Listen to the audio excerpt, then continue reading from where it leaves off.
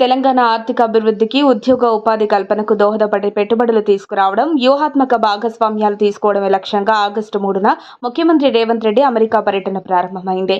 ఇందులో భాగంగా ఆయన అమెరికాలో పర్యటిస్తున్నారు. ఈ మేరకు ఆయన 2 వారాల పాటు అగ్రదేశాల్లో పర్యటించనున్నారు.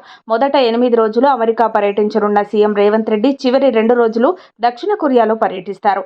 తాజాగా ఈ పర్యటనపై BRS working president KTR CM Revanth రెడ్డితో పాటు మంత్రి శ్రీధర్ బాబుకు ఆల్ ది బెస్ట్ చెప్పారు. ఇదే కాక ఇటీవలే రేవంత్ రెడ్డి నా ఫ్రెండ్ అని కూడా అసెంబ్లీలో చెప్పాడు.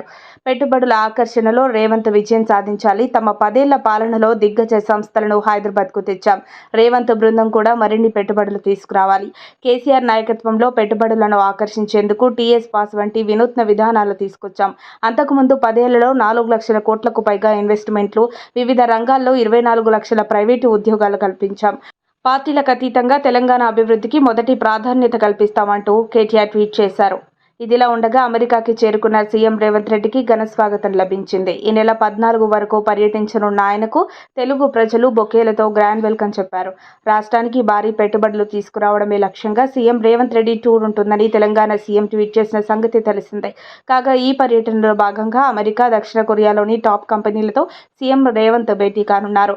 న్యూయార్క్ ఎయిర్పోర్ట్లో రేవంత్ బృందానికి ఘన స్వాగతం లభించింది. అమెరికాతో పాటు దక్షిణ కొరియాలోనూ వారు పర్యటిస్తారు. కీలకమైన న్యూయార్క్ నగరం నుంచే పెట్టుబడుల సాధన పర్యటన ప్రారంభించడం సముచితంగా భావిస్తున్నాను. రాబోయే 10 రోజుల పాటు అమెరికా, దక్షిణ కొరియాలోని వివిధ నగరాల్లోని ప్రభుత్వ, ప్రైవేటు వ్యాపార ప్రముఖులతో సమావేశాలు, చర్చలు జరగనున్నాయి. మరిన్ని అప్డేట్స్ కోసం మా కాయ్ టీవీని సబ్స్క్రైబ్ చేసుకోండి.